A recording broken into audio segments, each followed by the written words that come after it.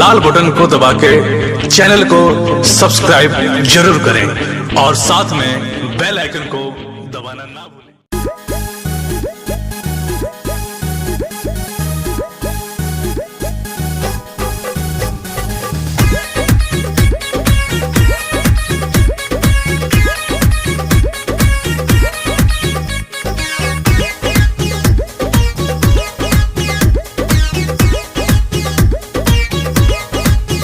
पिया कार्तिक में कलसा भरा दियो,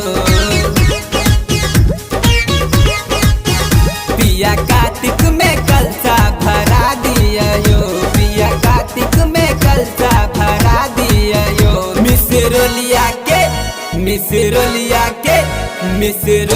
के नावा दिखा दियो, मिसरोलिया के नावा दिखा दियो।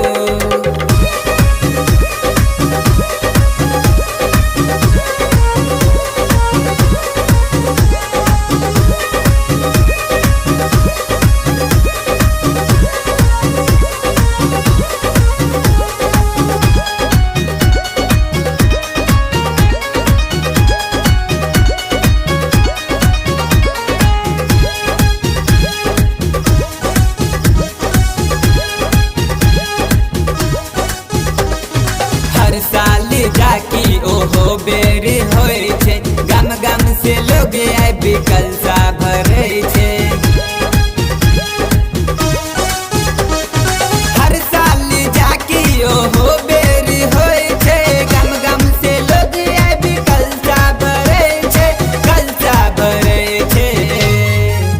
पिया कलसा में नाम लिखा दियो, पिया कलसा में नाम लिखा दियो। मिसरोलिया के नावा दिखा दियो, मिसरोलिया के नावा दिखा दियो।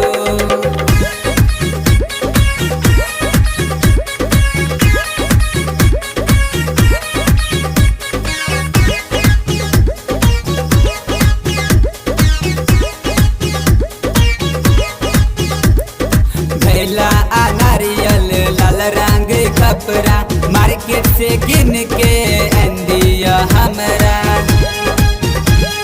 भैला नारियल लाल रंग कपड़ा मार्केट से गिन के अंदिया हमरा, अंदिया हमरा। बलिराजगढ़ से जल भरा दियो, मिसरोलिया में कलसा बैठा लेबयो। मिसरोलिया के नावा दिखा दियो, मिसरोलिया के नावा दिखा दियो।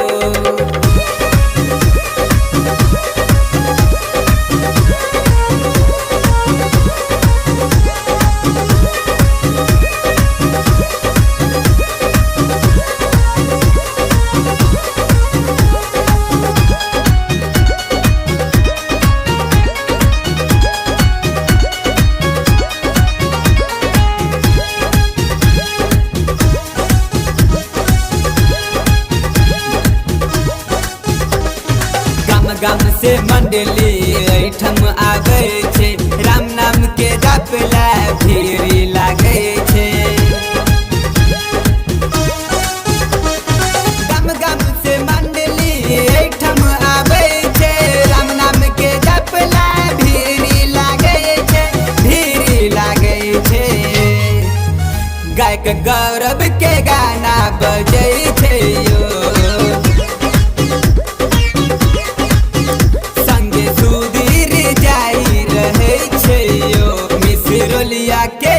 मिसरोलिया के नावा दिखा दियो, मिसरोलिया के नावा दिखा दियो। पिया कार्तिक में कलसा भरा दियो,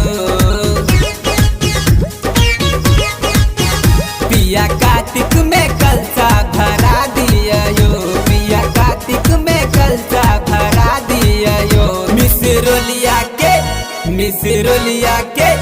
मिसरोलिया के नावा दिखा दी।